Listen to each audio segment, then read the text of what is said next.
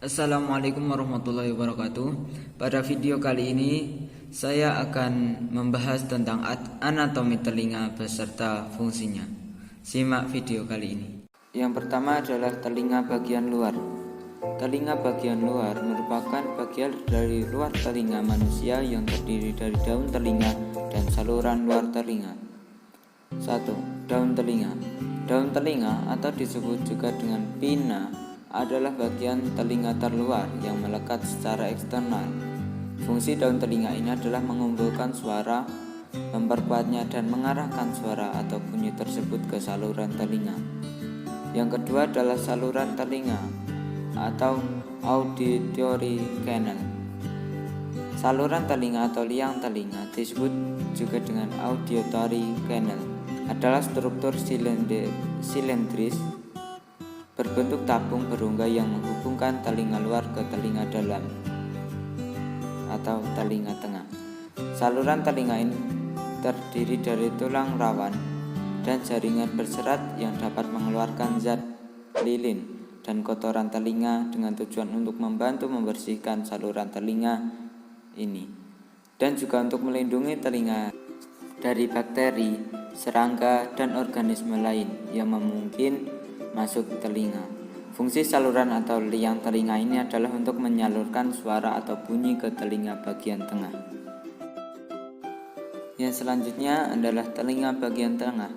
Telinga bagian tengah terdiri dari berbagai bagian, di antara adalah eardrum atau gendang telinga dan tulang-tulang pendengaran seperti mailus, tulang martil, incus, tulang landasan, stapes, tulang sanggurdi, dan eustachian tube, saluran pendengaran. Yang pertama adalah gendang telinga atau eardrum. Adalah bagian yang memisahkan telinga luar dengan telinga tengah.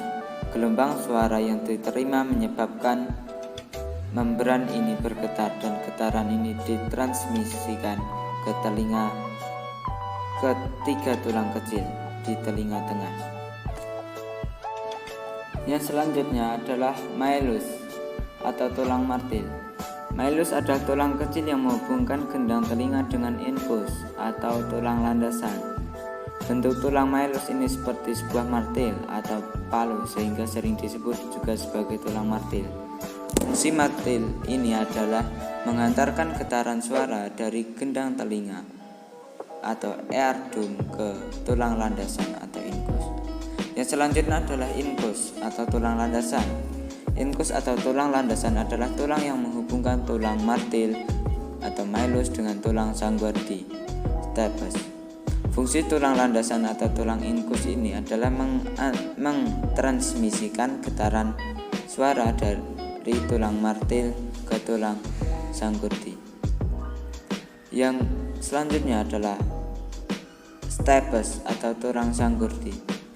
Stapes atau tulang sanggurdi adalah tulang terkecil dari telinga dalam tubuh manusia yang menyerupai sanggurdi kuda. Fungsi tulang sanggurdi ini adalah menerima getaran suara dari tulang landasan dan kemudian dihantar ke membran di telinga dalam bentuk tingkap oval.